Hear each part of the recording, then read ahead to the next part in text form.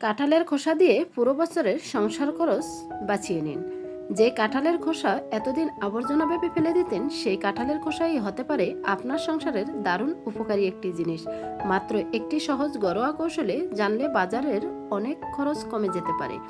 অনেকেই এই গোপন টিপসটি জানে না, তাই আজকের ভিডিওতে দেখাবো কাঁঠালের খোসার এমন এক ব্যবহার যা দেখে আপনি অবাক হয়ে যাবেন। শেষ পর্যন্ত না দেখলে সবচেয়ে গুরুত্বপূর্ণ অংশটি মিস করবেন। কাঁঠালের খোসা দিয়ে কিভাবে টাকা সাশ্রয় করবেন, কিভাবে এটি কাজে লাগাবেন এবং কেন সবাই এই টিপসটি জানার পর খোসা আর ফেলে দেয় না, সবকিছুই বিস্তারিত থাকছে আজকের ভিডিওতে। তাই ভিডিওটি শেষ পর্যন্ত দেখুন, কারণ শেষের গোপন টিপসটাই সবচেয়ে বেশি কাজে লাগবে। ভিডিওটি যদি আপনাদের ভালো লাগে একটি শেয়ার করে দিবেন, কারণ আপনাদের একটি শেয়ারে অনেক আপু ভাইয়াদের অনেক অনেক উপকারে আসতে পারে।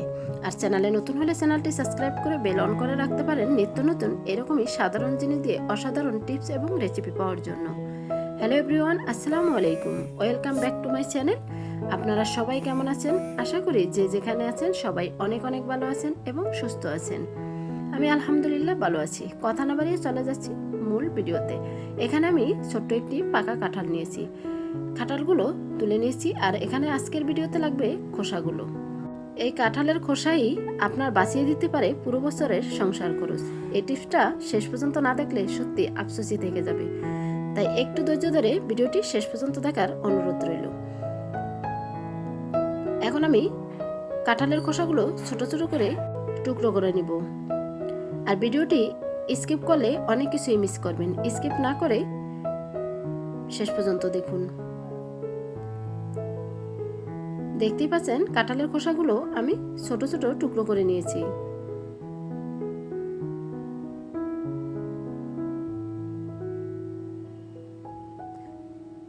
সবটুকু কাঁঠালের খোসা আমার টুকরো করা হয়ে গেছে। আর এখানে যে কাঁঠালগুলো নিয়েছি, কাঁঠালগুলো দিয়ে পরবর্তী রেসিপি আপনাদের সাথে শেয়ার করব, তাই অবশ্যই চ্যানেলের সাথেই থাকবেন।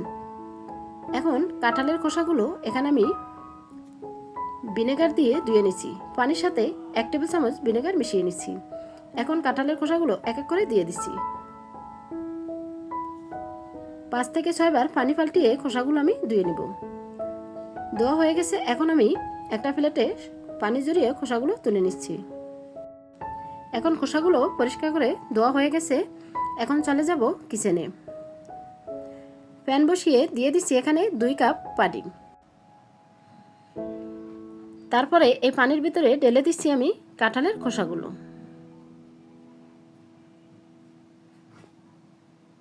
এখন একটু নেড়েচেড়ে আমি ঢাকনা দিয়ে ওয়েট করব কিছুক্ষণ। বন্ধুরা, ভিডিওটি দেখতে দেখতে যারা এই পর্যন্ত আসছেন লাইক দিতে ভুলে গেছেন, একটি লাইক দিয়ে ভিডিওটি শেষ পর্যন্ত দেখার অনুরোধ রইল। আশা করি আজকের টিপস সহ ভিডিওটি আপনাদের খুবই ভালো লাগবে এবং কাজেও আসবে। দেখতেই পাচ্ছেন ব্লক চলে আসছে। এখন আমি ঢাকনা তুলে আবারও কিছুক্ষণ নেড়ে ছেড়ে দিচ্ছি।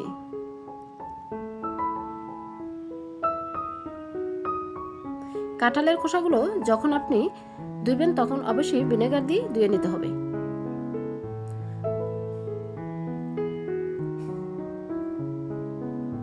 এখন একটু নেড়ে ছেড়ে দিচ্ছি, আবারও ঢাকনা দিয়ে রেখে দিব কিছুক্ষণ পর ফিরে আসছি। পুরোপুরিভাবে কাঁঠালের খোসাগুলো সিদ্ধ হয়ে গেছে। এখন আমি খোসাটা তুলে নিব।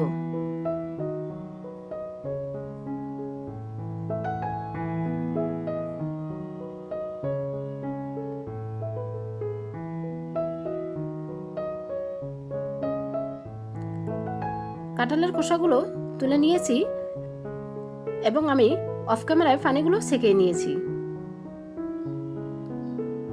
এখন এখানে এই পানিটা আমার প্রয়োজন, তা ঢাকনা দিয়ে কিছুক্ষণ আবারও জাল করে নিলাম। কিছুক্ষণ জাল করার পরে এখন আমি দিয়ে দিব এখানে 1.5 কাপ চিনি। তা চিনিটা দিয়ে এখন নেড়ে ছেড়ে নিব ভালো করে। আর বন্ধুরা, ভিডিওর মাঝে এবং ভয়েসের মাঝে ভুল ত্রুটি হলে ক্ষমার দৃষ্টিতে দেখবেন। এখন নেড়ে ছেড়ে চিনিটা গলিয়ে নিচ্ছি। এখন ঢাকনা দিয়ে আবারও কিছুক্ষণ জাল করে নেব। এর ফাঁকে আমি একটি লেবু কেটে নেব। এখানে আমার লাগবে একটি লেবু। আপনি যদি পরিমাণে বেশি বানাতে চান তাহলে 2টি লেবু অবশ্যই নিতে হবে। এখন একটি লেবু কাটা হয়ে গেছে। এখন আমি লেবুর রসটা বের করে নিচ্ছি। বন্ধুরা, ভিডিওটি ভালো লাগলে একটি শেয়ার করে দিবেন, কারণ আপনার একটি শেয়ারে অনেক আপু ভাইয়াদের অনেক উপকারও আসতে পারে, অনেক সংসারে খরচও বাঁচাতে পারে। আপনাদের একটি লাইক, একটি কমেন্ট, একটি শেয়ার আমাকে ভিডিও করার উৎসাহিত আরও বাড়িয়ে দিচ্ছে। আপনাদের সবাইকে অসংখ্য ধন্যবাদ এত সুন্দর সুন্দর মন্তব্য করার জন্য এবং লাইক, কমেন্ট, শেয়ার করার জন্য। দেখতে পাচ্ছেন লেবু রসটা আমি বের করে ছেঁকে নিয়েছি। এখন আবারও চলে আসলাম কিচেনে। ঢাকনা তুলে আবারও নেড়ে ছেড়ে দিচ্ছি। এখানে চুলাটা লো হিটে দিয়েই জাল করে নেব। এখন কালারের জন্য এখানে 1 ফোঁটা আমি ফুড কালার ইউজ করব। এটা অপশনাল, আপনি চাইলেও দিতে পারেন, না হলে স্কিপ করতে পারেন। আমি জাস্ট কালারের জন্য 1 ফোঁটাই ফুড কালার দিয়েছি। দিয়ে এখন নেড়ে ছেড়ে নেব। কালারটা দিলে দেখতে খুবই সুন্দর লাগে আর বাচ্চারাও খুবই পছন্দ করবে। আর এই জিনিসটা ছোট বড় সকলেই কিন্তু পছন্দ করবে। এখন আমি চুলাটা বাড়িয়ে দিয়ে অনবরত নেড়ে ছেড়ে নেব।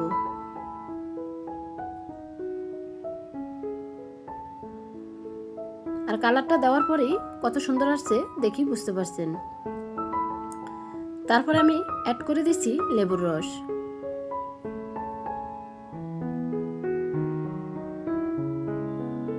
লেবুর রস দিয়ে আবারও নেড়ে ছেড়ে নিচ্ছি।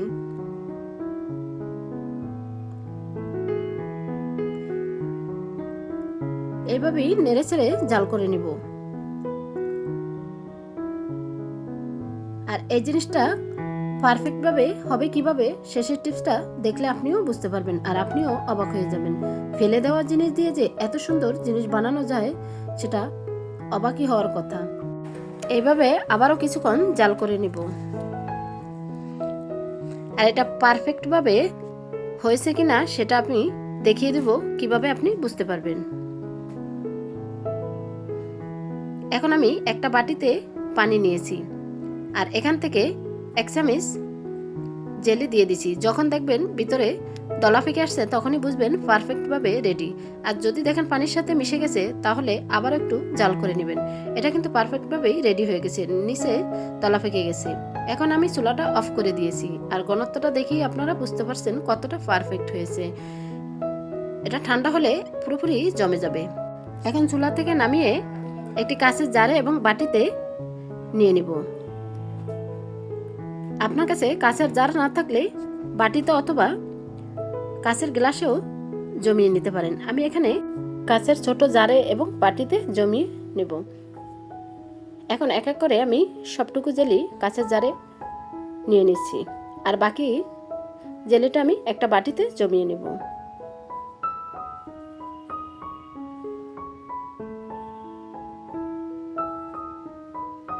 এখানে বাকি যতটুকু রয়েছে ততটুকু আমি বাটিতে জমিয়ে নিচ্ছি। আর এটা আমি নর্মাল ফ্রিজে রেখে দিব প্রায় 2 ঘন্টা। আর নর্মাল ফ্রিজে যখনই এটা ঠান্ডা হবে তখনই রাখবেন। আমি হালকা ঠান্ডা করে 2 ঘন্টার জন্য নর্মাল ফ্রিজে রেখে দিছি। 2 ঘন্টা পর ফিরে আসছি। দেখতেই পাচ্ছেন কতটা সুন্দরভাবে জেলিটা জমে গেছে। আপনারা দেখেই নিশ্চয়ই বুঝতে পারছেন। তা ফেলে দেওয়া জিনিস দিয়ে যদি এত মজাদার একটি জেলি বানানো যায় তাহলে আর কেন খোসা ফেলে দিবেন বলুন তো। আপনারাও এইভাবে কাঁঠালের খোসা দিয়ে জেলি বানিয়ে পুরো বছরের সংসার খরচ বাঁচিয়ে নিতে পারেন। বাইরে থেকে জেলি কিনতে কিন্তু অনেকটাই টাকা লাগে, কারণ জেলির অনেক দাম। তাই আপনারাও এভাবে ফেলে দেওয়া জিনিস দিয়েও বাসায় বানিয়ে সংসারের হাজার হাজার খরচ বাঁচাতে পারেন। তাই এখন আমি পাউরুটিতে জেলিটা দিয়ে দেখিয়ে দিচ্ছি কতটা লোভনীয় হয়েছে। আর বাচ্চারা তো কম বেশি জেলি পছন্দই করে, তা আপনারাও এভাবে বাসায় বানিয়ে দিতে পারেন। তাই এক এক করে আমি 4টি পাউরুটিতে জেলিটা মিক্স করে নিব। জেলিটা দেখতে যতটা সুন্দর হয়েছে খেতে কিন্তু তার থেকেও বেশি মজার হয়েছে। আপনি একবার না বানালে বুঝতেই পারবেন না।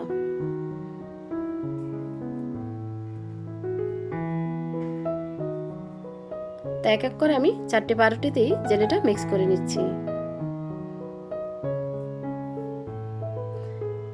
আর এইভাবে জেলি বানিয়ে আপনারা নর্মাল ফ্রিজে রেখে দীর্ঘদিন সংরক্ষণ করেও খেতে পারবেন। কোনো নষ্ট হবে না বা কোনো কিছুই হবে না। এখন আমি বাটিতে যে জেলিটা জমিয়ে নিছি সেখান থেকেও 1 টেবিল চামচ তুলে আমি পাউরুটিতে মাখিয়ে দেখিয়ে দিচ্ছি।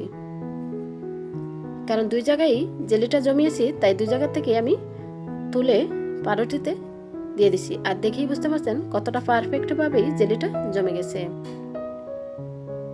আশা করি আজকের ভিডিওটি আপনাদের কাছে খুবই ভালো লাগছে। আর ভিডিওটি লাইক দিয়ে শেষ পর্যন্ত দেখার জন্য সবাইকে অসংখ্য ধন্যবাদ। সবার জন্য মন থেকে অনেক অনেক দোয়া এবং শুভকামনা রইল। আর ভিডিওটি শেয়ার করার অনুরোধ রইল। এখন একটা প্লেটে আমি পাউরুটিগুলো সাজিয়ে নিছি। এখন 1 পিস পাউরুটি মাঝখান দিয়ে কেটে নিচ্ছি।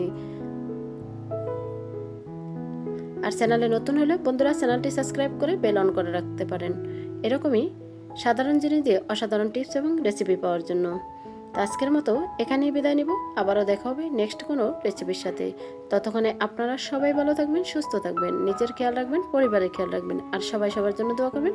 আসসালামু আলাইকুম রহমতুল্লাহি ওয়া বারাকাতুহু। আল্লাহ হাফিজ।